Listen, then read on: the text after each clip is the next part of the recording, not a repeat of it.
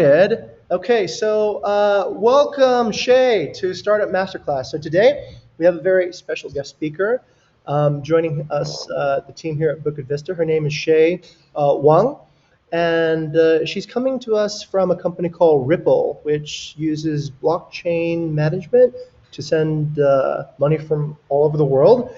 And previously, Shay also worked in Uber. I'm very, very happy to have her on the program today. And Shay's coming to us from Hawaii right now, which is pretty exciting. Is that something you planned, Shay, or did it just work out that way? It just kind of worked out. It was quarantine and COVID is really bad in the US, as you all probably know. So I just decided to came to Hawaii, and fast forward like 6 months and I'm still here. That's amazing. So essentially, you're working Yeah. from anywhere now. Yep. Wow. Okay. What do you think the chances Yeah. are for you to work in Bali in the next 6 months? Oh, wow. Honestly, initially I looked into Bali, but I know that, the border is pretty tightly closed. But, if it opens up, I would totally be down to go. I mean, I've heard so many great things about it. Okay. A Okay. beautiful place. Well, I'm going to petition the government because they need to know that there's people coming that want to come in. Okay, so I'll introduce some of our team that's here today, or I'll just let everybody introduce themselves. Actually, let's go first to Sasha. Sasha, please tell us a little bit about yourself and what you would hope to learn from Shay today. Okay, hello everyone. Hello, Shay. I'm Sasha from Community Management Specialist at Bukit Vista. I'm an intern, and yeah, that's basically it. Okay, fantastic. Thank you, Sasha. Let's go next to Arvi.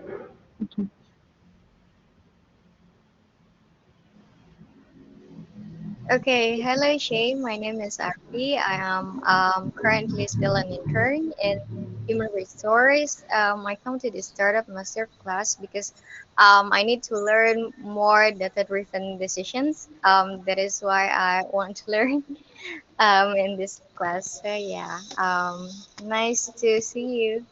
Nice to meet you. Okay, fantastic. Thank you, Arvi. And next, go to Leela. All right, hi everyone.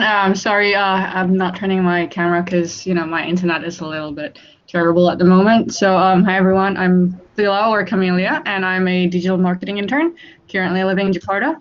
My background is actually science, and I do have interest in data science. But because I'm a digital marketing intern, I'm more curious on how to apply it on a marketing setting, and that's all from me. Okay, thank you very much, Leila. And Sajid, thank you for joining us. Sajid, please introduce yourself and tell us a little bit what you'd like to learn. Hi, my name is Sajid. I'm currently a third year student at Monash University, Malaysia. I'm currently specializing in data science as well, and currently an intern in the business intelligence chapter here at Bukit Vista. The reason I came here today is to see what your experience is as an ex-Uber data scientist and get some insights and just learn from your experiences as well. Yeah. Okay, fantastic. Cool. All right, let's kind of go into some of the basics then, Shay. So first, I'm kind of looking at your background, and I'm very curious about your time at Uber because that is a brand that I think everybody has has some brand recognition there and know about. And I saw that you were working specifically on driver growth. I'm curious if, like, from your perspective, this is one thing I heard from a data scientist at Gojek, in fact, which is one of the local unicorns here in Indonesia, that that there's all of these surprising things that you find out after looking at data that you wouldn't know any other way. In your experience at Uber and maybe along any point in your career, what are some of the maybe the non-intuitive things that you discovered that most people probably wouldn't naturally guess if they hadn't looked at the data, but a data scientist would know? Hmm. I think that's a really good question. There's just thinking back to my Uber experience and just focused on kind of the driver part. I could tell like one story of what was really surprising and how we kind of went about using that insight. So back at Uber, the driver team, I was particularly working on driver onboarding. So what we handled was pretty much drivers, they fill in an application, they submit all their documents proving they can, legally drive and all those things.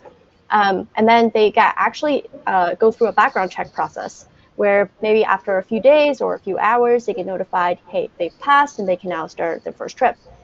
Now, this process for every driver is a little bit different depending on where they are. And our jurisdiction, just legally, is actually defined at sometimes like per city and sometimes it's per county. Sometimes it's like 3/4 of a city just due to like really weird rules. And what you end up experiencing is also on top of that, obviously everybody has different types of documentation. Maybe you're an immigrant and you only have a foreign passport, all those situations.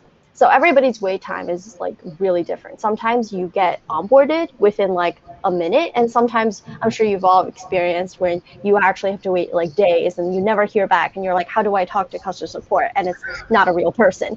That's happened to everyone. So we had this hypothesis that, hey, like we need to work on getting people onboarded as quickly as possible. Like that was our hypothesis. Like on the product team, that was our sole focus for a really long time. We were trying to figure out how to cut down this bottleneck time of like processing onboarding time and processing people's like actual documents faster. And what was interesting was, this was my first job. Like, I really had no idea what I was doing. So I was like, that sounds, perfectly intuitive to me. Let's do it. But then,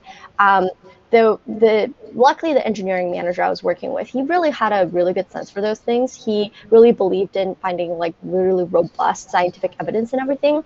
And he suggests that we run an experiment first. He was like, I don't like that makes sense to me. However, we need data to tell the story. And because it's a large company, you can afford to run experiments like this. And at the end of the day, when you think about the ROI, it's totally worth it to then gain that piece of insight that you can later make decisions on instead of going into every meeting and having to convince people that this is what we should do. Now you have evidence, right? So I was like, okay, that's a really smart idea. And we ended up like manually just spending a ton of money, hiring a bunch of people, manually processing people's like background checks and documents really fast. They would get it within a day. And what was surprising was it didn't improve our conversion at all.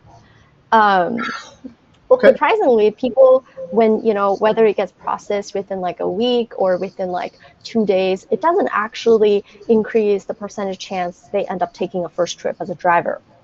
And so like that was really interesting for us because number one, it proved that, okay, we were probably focused on the wrong things. And number two, like this gave us an opportunity to deep dive into, okay, what actually mattered for drivers? Like what do they actually want? What could push them through the funnel better? Do they actually have the right certification? Is it the right amount of information? Is it incentives? Like all those different things. Is it like car accessibility? And because of this piece of evidence, it gave us room to think about these other bigger problems to tackle. And for each one of them, we would go ahead and kind of try to validate our hypothesis. And the result of that is, the impact is just huge because now you actually did something to move the needle. And so that was something that I really learned, which is, unintuitive, but you have a lot of data science tools to help you find those out early. That's amazing, actually, and that kind of relates to a thought you just sparked a thought in my head, Shay, which was, how much of data science work do you think is actually these sort of unsung hero stories where it's not about necessarily what you find, it's what you find that is not, right? It's about like, is it 50-50? Like half of the things is like, do this, or is it more like Pareto's law? Is like just don't do 80% of the wrong thing. Where is if there was a hero in data scientists, would it be like the hero that tells you what not to do, or like the hero that tells you what to do? I would have to say that I think both are really, really important, but definitely unsung heroes are the ones who tell you what not to do. And I think a players is that it's very easy to try to find things, try to do stuff or try to see quick results, like try to see large impact. And because at the end of the day, people like good news, right? They don't like bad news. They don't like you coming in as a data scientist who hasn't even touched the product, who's like, this won't work, right? Like nobody likes to hear that. So it's a tough role to be in, I think. And it's really important in this situation to find a company with like, really good data culture, with like partners who also believe in your methodology and like how you make those recommendations and decisions. And so having good kind of leadership and really good culture is really important. And oftentimes companies, I think there are, leadership who will not make decisions this way because they think they've been doing something the same way for the last, 50 years. So Interesting. I'd like to explore that branch a little bit because that's something we actually see at Bukit Vista as well. In what you just said about, let's say, taking the data culture that you have within your company and then finding the partners that appreciate that.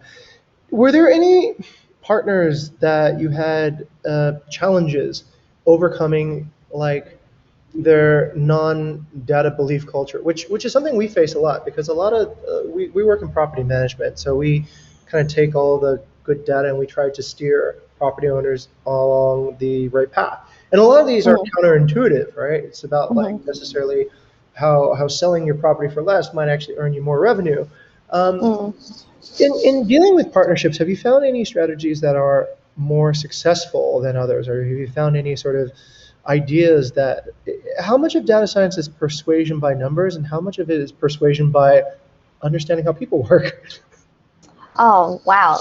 That's a deep question. I think you would think that it should be by numbers, but I want to say that honestly, the majority of the time it is also an art of persuasion and communication. It's about like inserting into the right conversations at the right times with the right type of information to get buy-in like from certain people. And I think a lot of times also for data scientists, it's important to build that trust with partners where they think that you're not here to screw them over, like you're really here to help. And it's surprising to believe that sometimes like people are afraid of looking at the data because they're afraid of like what it might say. Maybe it's not good news. Maybe they just launched the feature and it isn't actually working. Right. And I think it's important to like have people on your side. I think in those situations, like if you're a junior data scientist, if you're entering those environments, make sure you have a really great manager who can go help you and bridge your connections with the right types of people in those conversations. But I think also a lot about it is also yourself, just making sure you stay very sharp and find all the good opportunities to chime in. Sometimes you find people start trusting you and like, find more value in what you do when you provide information when they really desperately need it. And like, I think it's about building relationships with partners. And I don't really see this as kind of something that is, a roadblock. I think it's actually really awesome when your organization can be evolving this way. And I think it's just a natural way to be because it's anyone would find it hard to like change their ways, in the span of like months of you joining the team. And so it's actually nice to just have empathy from both sides and try to be helpful as a data scientist in all kinds of situations here. So I said a lot. To TLDR, I think it's number one is just accepting that it's okay if in the meantime that like people may not be listening to you. Don't be frustrated. It takes time, right? And then two is just try to have high impact in all kinds of places. Like, don't just focus on your project. Look at different places where you can provide values to partners and build that relationship and build the trust. Okay, very good, very good. I've noticed that too, like in sense of what you just said. Actually, I just thought of something. I in business, I'm completely data driven, but about my own health, I'm completely not data driven. Like, I haven't had like a blood test actually in quite a long time to see. Oh, I feel you. Afraid to find out. Oh my God, I have too high cholesterol. I need to stop eating eggs. Do you? Yeah, and that part I've always found to be pretty interesting. That like even though a person might be data driven in a particular area, they might not have that particular consciousness in another aspect of their career or their life. Okay, cool. There was a comment that I think that you wanted to say. I cut you off there, but Was there something you wanted to add? Oh, Yeah. no, not at all. It's just your comment about not being data driven about your health. I was like, I felt that. I actually just bought an Apple Watch last week, and it's giving me all this data, and it's scaring me. I know that I'm not even burning 200 calories a day. I was like, I don't need to know this. I'd rather believe that I get up enough times in a day to like go to the balcony that I actually burn some calories, but it's it's scary. Yeah, and now imagine that, but like it's actually like, your 3 month of like work building something. Yep. So I have a fun question. Have you actually applied data science to like a job search or a career? Have you like crunched all the data on all the companies you want to work for, and then looked at like, okay, what's my cost benefit analysis? How would I mm, track this? Has or is it kind of like very niche in like your day to day?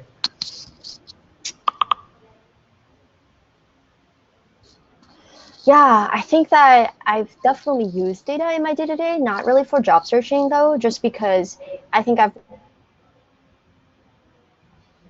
always companies, Facebook, Google, Netflix, you can get pretty good data for that. You can kind of look at compensation, you can look at, what is return rate, like all those things. But for smaller companies, obviously, like Series A, Series B, like it's really hard to tell where they're going, right? And I think there is some data that I just kind of like look at. I think generally about where things are trending to kind of decide where I'm investing my money that I'm saving and things like that. Um, like Thomas Tungas, also, he's actually a VC at Redpoint. He is known to be like a data-driven VC, and he posts a lot of uh, he has a newsletter that is all completely data-driven about the startup world. So you can sort of use that to gauge like, okay, what is a cool technology to work on? Like what are safer to work on? Like what are all the VCs investing in? Mm. Okay, cool. The next question is, But I do have a friend actually here in Hawaii. Mhm.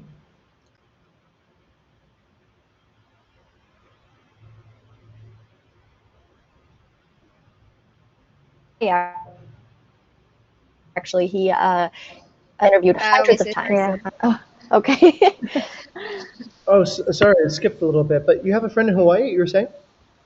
Okay, let's see. Okay. Yeah, who actually wrote a blog post on Medium he did a data analysis of all. I think Jing froze again, but I'll just keep talking. I'm here. Summarizing all of the data points that he found out through his own personal interviews. And I can send a link to Jing to share if anyone's interested.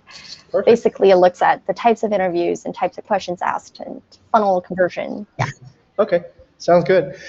Shay, the next question I wanted to ask was actually about the jump bike project because this is mostly for we have a core value here at Bukit Vista, which is to fail fast, and um, and I understand Jump was probably not the most successful project at Uber, but I'm curious from your sort of background, your point of view as a data scientist, did the data point to that direction like way earlier, or was there any way that data could have saved that situation, or was that just kind of outside of the scope of what data science can do? No, it was clear. It was crystal clear. I think um, yeah, like for a long time, our growth was slowing, and you could see that our cost per trip was really high. Like the unit economics was not going to work, and that was all we were focused on. Like I think it was well aware. Our leadership team was well aware of that because we, like at Uber, you're very generally transparent about those things, and people set like OKRs. And so we were looking at it, and the entire team's focus was just improving our unit economics, making things more cost efficient, actually, stopping to grow and reducing our service areas just so that we can keep that cost low. It was outsourcing, like it was all those things. But I think it's not always the case though for businesses, obviously. I think especially as sometimes as a person who is more removed from the data function, maybe you're in marketing, like maybe you're in HR, like how do you find out what's going on? And I think you just have to really learn, like, how to ask the right questions and like meetings and, push people to think, to answer the hard questions. Like, how are we actually doing? Like, what does a balance sheet look like? What's the conversion rate for this particular feature? And so you can kind of gauge for yourself how things are.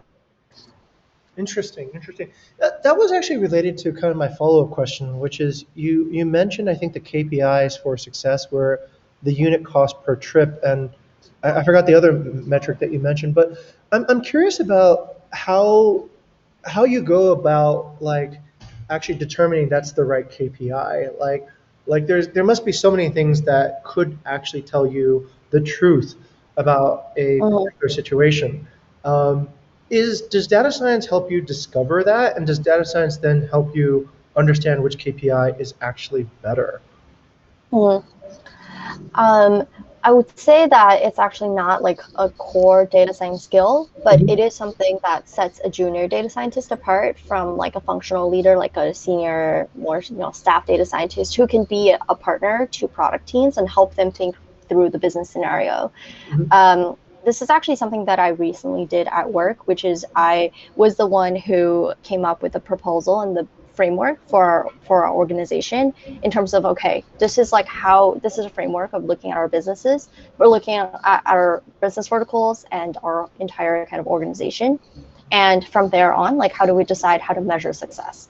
A lot of times, like, it's not, I think one pitfall people fall into is what are we already doing and how do we know if like these things are going well. So for example, let's say that, I am, let's say that like I am building software for people. And then my goal is so that like if people use the software, they will also buy my, tangential product. And that's how I make money or whatever. It's like hypothetical scenario. And let's say we're building some kind of feature for this. And very easily, like somebody might come in and say, hey, let's just measure how many people use this feature. Then that tells us how successful we are, this quarter, because that's what we're doing. But you really have to kind of like scale back and really look at the big picture and say, well, what is our goal as a business? Our goal of the business is like encourage people to buy this other product. And so why are we looking at this feature and not how many people are buying this other product? And so it takes some time. Sometimes like some people like don't immediately recognize that because they're like, well, then how do we draw the connection from what we're doing to that? But like that's entirely, I think, kind of the product team's job is to make sure that, hey, everything you're doing is driving like the business bottom line. And so I think as a data scientist, a lot of times you have to step in and like kind of help product or like, engineering stakeholders to figure out like what is the business end goal. And then from there on, what are the best metrics for it? Not the easiest, but the best. I agree. I think I remember speaking to one of the lead data scientists at Gojek, and he said that senior um, the senior data scientists, they work on the problem definition about 90% of the time. What is the actual problem that you're trying to solve? And I've recently begun to appreciate that a bit more, that actually finding out what the problem is a problem by itself. And it's not necessarily just, okay, let's go fix this. And this is what gets us so okay, all right, cool. Let me go around and see if anybody else has any questions that they would like to ask Shay. Let's go to Arby. Arby, any questions on your side or anything that you'd like to ask at this moment? Okay, I'm actually thinking about how should I deliver this question in my head because you actually mentioned about your friend like making data about interview questions and the impact of those questions, right? So it also I realized that data is also applies in HR as well. And then right now, currently in Bukit Vista, we are trying to categorize interns into true positive, false positive, true negative, and false negative category. Which mean I have to see the relation between the recruitment process and also the actual performance. And in measuring performance, it is like easier when we have KPI and then other measurement kind of thing. But in recruitment process, I believe it is more not categorized yet. It is not numerical, especially. And yeah, in your point of view, how should I manage the recruitment that we already have in the past to see the correlation with the performances if it's not categorized yet? Um, so that's super interesting what you're doing. I've never heard of this problem solution before. It's very interesting. Can you clarify what you mean by like for example, like a true positive? Does that mean this person accepted the job and they did well? Like, what is the true and positive part? Yes, exactly. If in the recruitment we see that the candidate is going to do well, and in the process they are doing well, then it's a true positive. But if they are not doing well, then it's a false positive because we think they will do well, but in fact they are not. It's the same way with the true or false negative as well. I see, I see. And your task at hand is, or your problem is that you don't have labels for some of these, you said? Yes, we haven't categorized the result of the recruitment process, especially in Hmm. the interview. And what is the problem you're trying to solve here? Like, are you trying to be able to predict at recruitment time whether they will be successful or not in the future? We're trying to do it in the future, but we also want to kind of analyze what we already have. Hmm. I see. Um, for the labeling part, I guess maybe I'm missing something here, but um, it, is that just like a performance review of current interns and assigning labels to them? Or I guess what you are missing is it would be impossible to tell if, like for those that you never hired anyway, how they would have performed. Um, Yeah, that's also the thing. We want to see if the recruitment is going well or not. But we want to focus on people who are getting hired, and the performance side, we can actually see their performance through their KPIs and then OKRs, etc. But mm, from the recruitment side, we don't have any data beside the score of the trial. But in fact, in the recruitment process, it's not only the trial that we have in Bukit Vista. We also have interview process, CV screening process, and yeah, how do I measure this kind of data then? I mm, don't have any idea. mm. That's a really interesting problem. I'm not sure like what those specific performance dimensions you mentioned are, but I'm sure they're at the company. There's some kind of standard way of looking at how people perform, maybe like a rating or a weighted average of certain scores, and that could always be used as a way to measure, how they're successful. But I also imagine that what you're looking for in an intern is probably different from what you're looking for in somebody who's more senior, and so maybe that like calibration just maybe try to work with different team stakeholders to figure out what it is they're looking for. Um, and so that's like kind of on the categorization or like the data labeling piece. I feel like that piece unfortunately does sound like a pretty manual process. You kind of just have to figure out for each function like what are the top things that matter, and then a way to kind of assign those scores based on whatever data you have. um, Now, like trying to solve the maybe like the prediction piece. I think the first step, oh, is she still here? Yeah, Or maybe. I'm here. I'm here. Oh, okay. Cool. Yeah, the first step I always take is always do some kind of exploratory analysis. Um, I think a lot of times, people want to go into modeling really quickly, but I think the most important thing is to just understand the data first. For all of the different kind of, interview data you have, maybe it's, how long it took, like how many rounds, who interviewed them, and then who scored, who gave what score to who, and then maybe the result, and then you can look at sort of the correlation of that, and then their overall performance. And it could be something super easy. I mean, just you can use a bar chart, like you can actually just look at how two lines are trending. And just find those like easy signals first, because it's not, I think a lot of, even though like it just intuitively speaking, I think are even though interviews are, you know, a good signal of whether somebody might perform, I imagine everybody that got hired performed pretty well on their interview, and you get like less variance from that, right? Because like, you know, people are at their best at their interviews. Maybe a lot of the signal actually comes from their actual day-to-day work, and that's not really captured in the data set you have.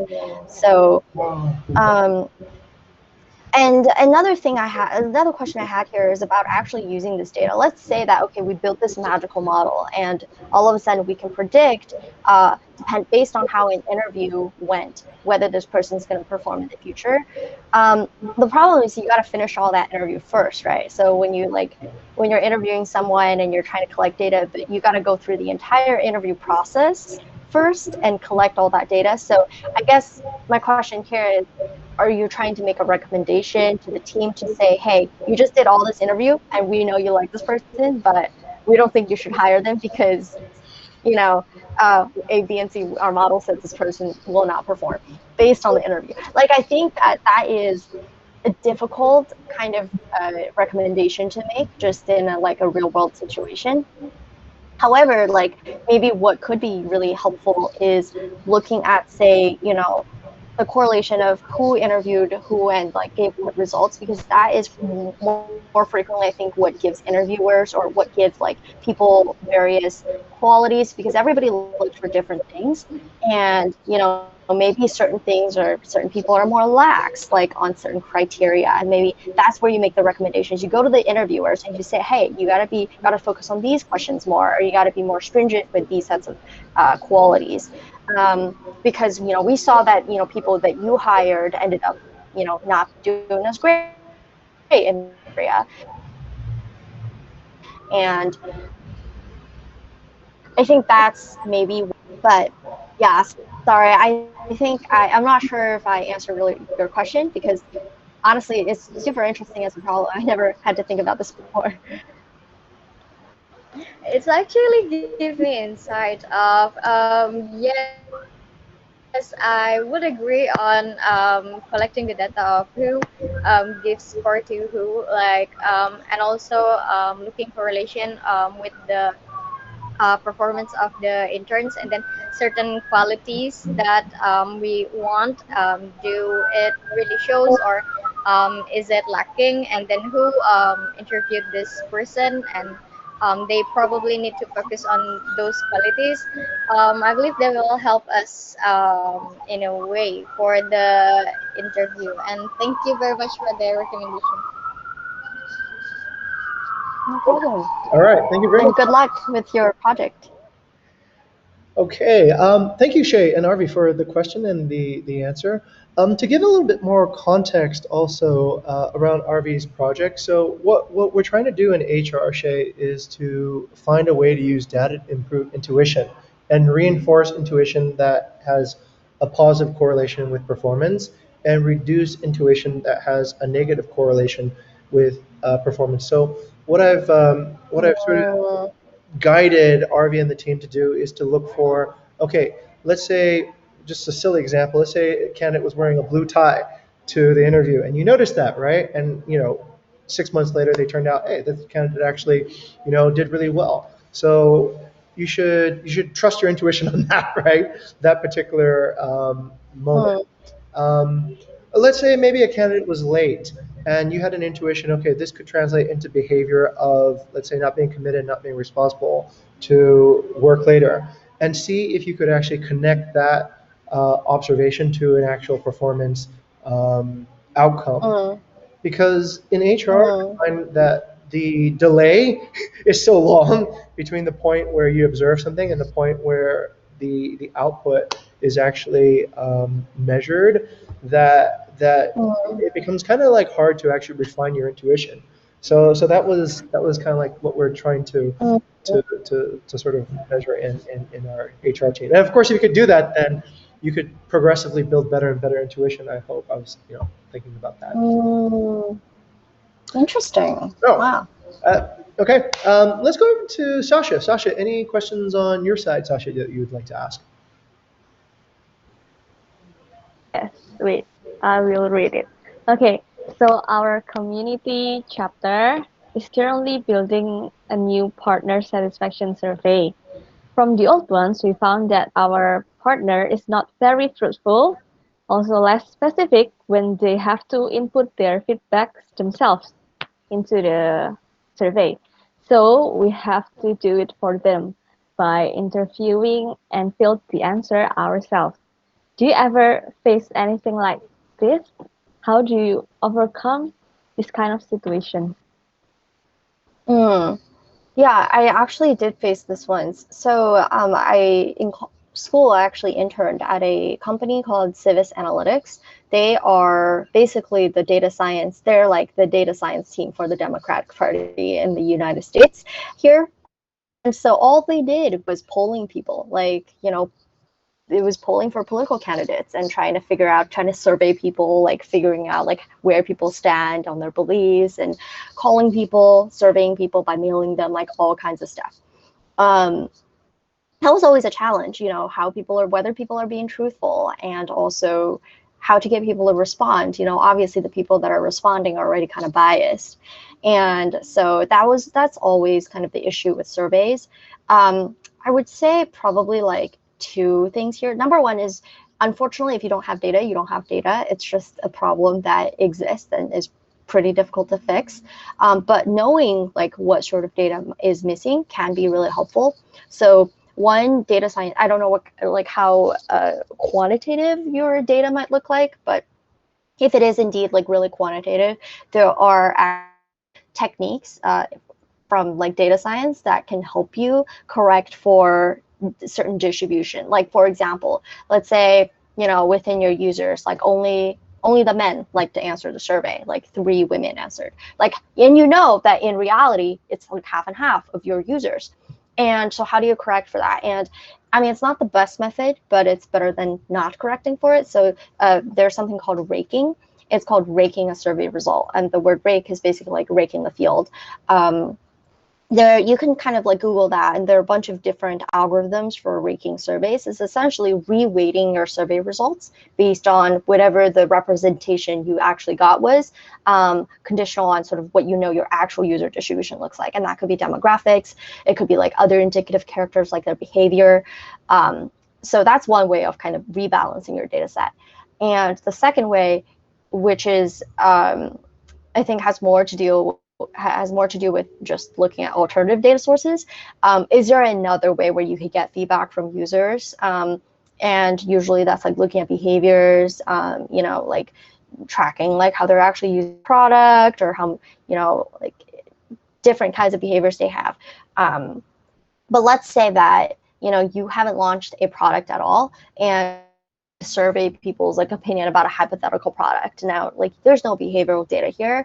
So like the third thing that I would recommend is keep doing what you're doing, which is taking the weight off of like people's hands, optimize for response, and forget about, like automating or anything like that, because at that point, like, you should really be focused on getting as much feedback as you can, and just forget about the cost. Unless if it's like, I mean, unless it costs too much, but within your budget, do what you can. Okay, thank you for the insight. It's quite helpful. You're welcome. Surveying's really tough. Jing, I think you're muted. Oh, sorry. Okay, yeah. My mistake there. Thank you, thank you, Shay, for the question and answer. Let's go next to Leela. Leela, over on your side, any questions that you would like to ask Shay based on your work? Okay. I think my question was about the missing data as well, but Jay already explained it, and already have the similar insight. And yeah, other than that, I don't really have anything at the moment. So Okay, fantastic. Thank you, Leela. Let's go into kind of like this other topic, which I noticed. Shay, you're part of Data Camp, right? And I understand that's a program to sort of promote data science learning.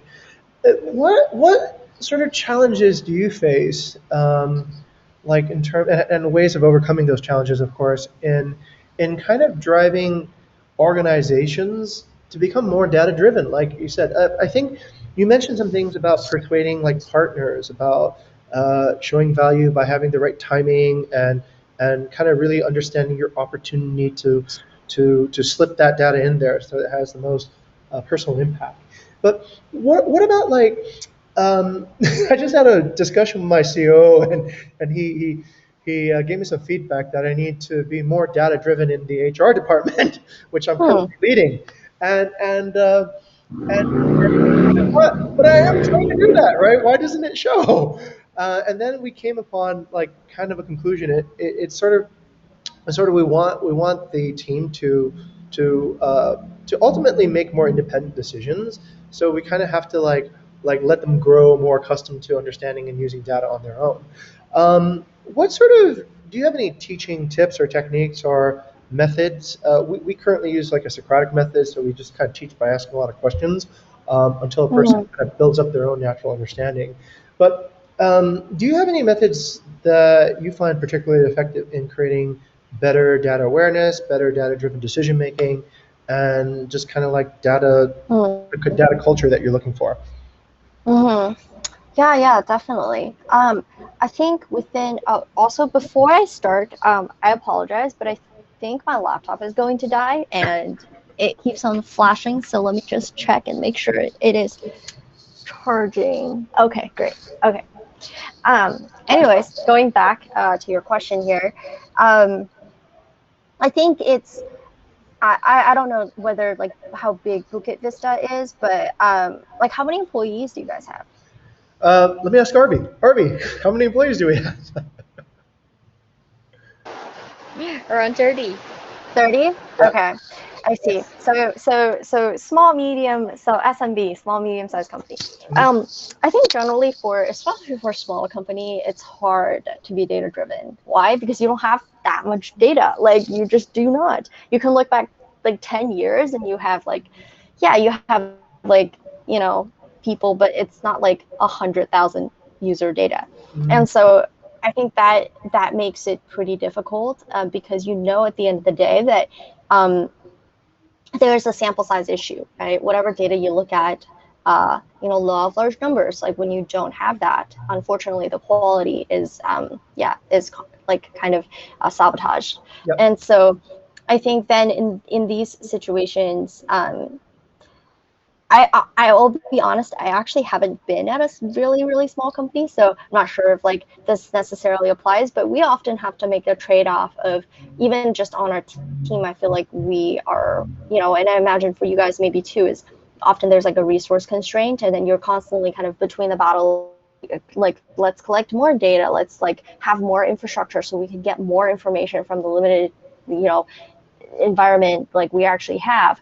Um, but then to do that, it requires engineering effort, it requires like all those things, it requires like money, and then how do you justify like actually doing all those things without having seen the actual impact, right, of like what this might give you. And so that's often like rebalancing those resources and trying to prioritize what data infrastructure to build is often a pretty difficult question.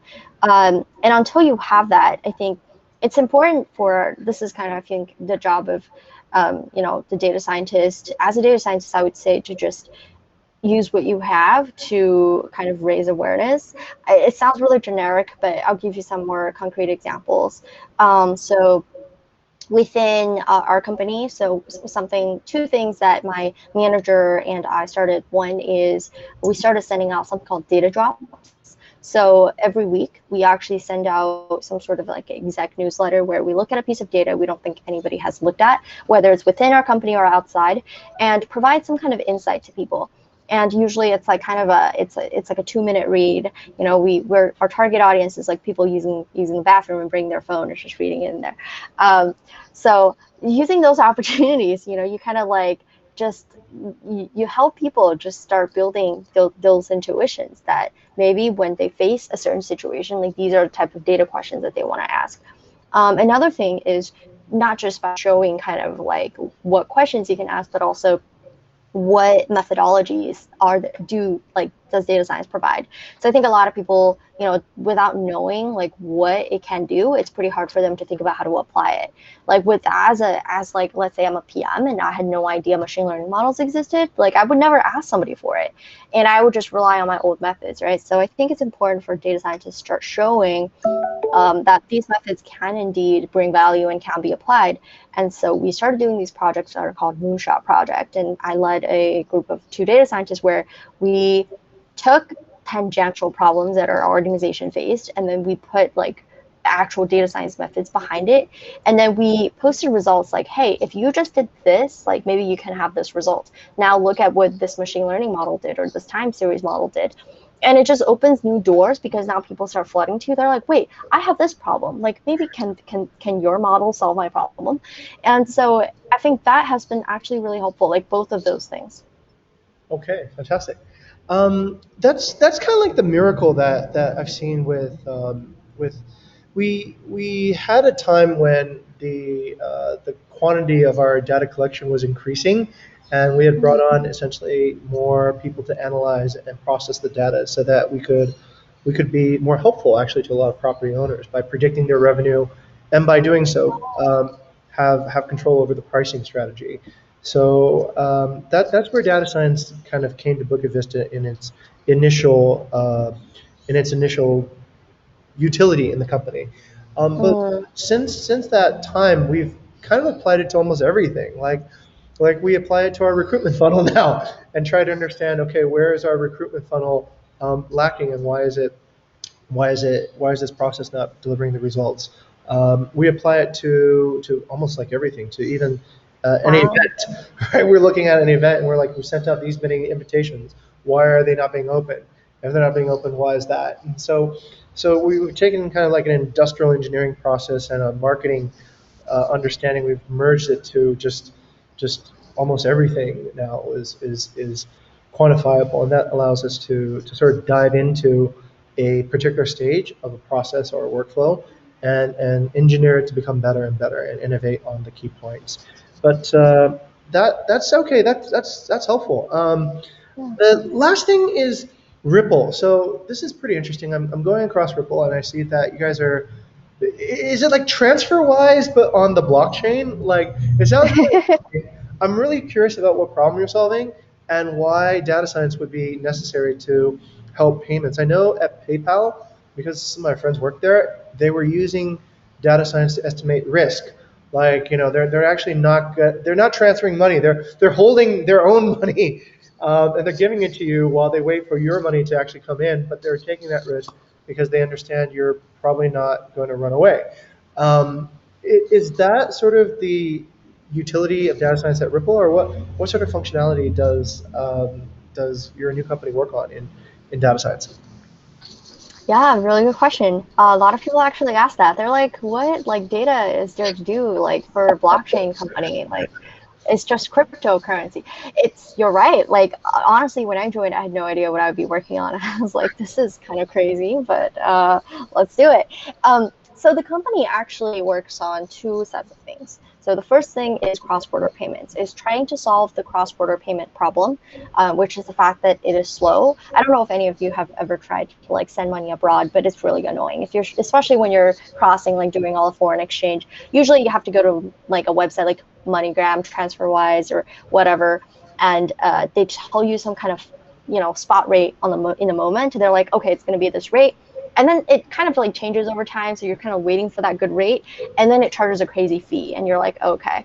And then it takes like 10 days, and then you have no idea where it is, like in the middle of those 10 days, right? So it's just like a really terrible process. And so Ripple, how does Ripple solve that problem? Well, essentially by moving kind of the transfer process onto a blockchain. And what that means is actually you, instead of going from one currency to another, and how banks do it today is like, let's say you're a bank in Indonesia, and then you actually have to have another relationship with a bank. Let's say you're sending money to China. You need to have that relationship with that bank in China. And you're like, okay, let's have this banking relationship, and then I will have a bank account at your bank that holds my currency, or Right. vice versa. And so really, like, when money moves, like when you're sending money, nobody is moving money, nobody's like delivering money. All they're doing is debiting and crediting to accounts.